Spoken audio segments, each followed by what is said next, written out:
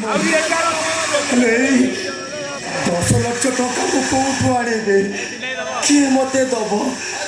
ମୁଁ ଦେବି ଆଉ। ମଉସା ନମସ୍କାର। ମଉସା ନମସ୍କାର।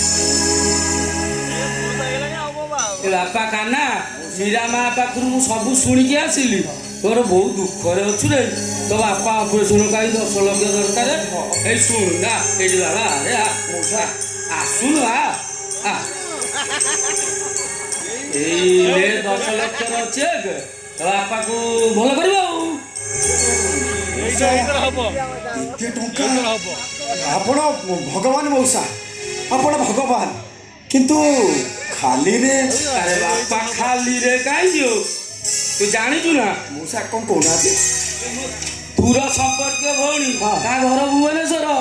ତାର ଲମ୍ବା ଲମ୍ବା କୋଠା, ଇଏ ବଡ଼ ଗାଡ଼ି।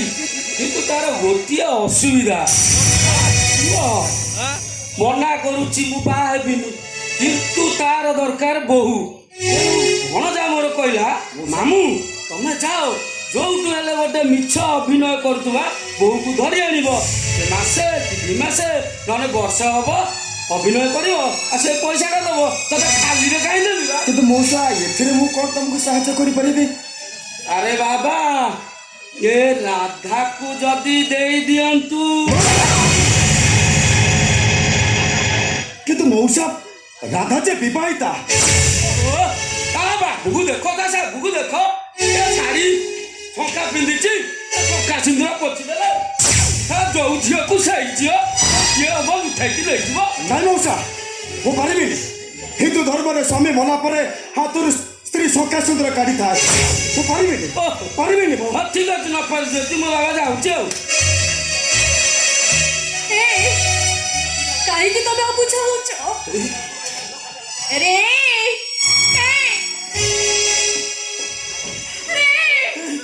ତମେ ତ ଗର୍ବ କରିବା କଥା। ତମ ସ୍ତ୍ରୀ ବଡ଼ ଚାକିରି କରିଛି। ସେ ଚାକିରିଟା ହେଲା ମିଛ ବୋଉର ଅଭିନୟ। ତମେ ଜମା ବି ମନ ଦୁଃଖ କରନି। ମୁଁ ସେଇ ଟଙ୍କାରେ ମୋ ବାପାଙ୍କର ଅପରେସନ ହବ।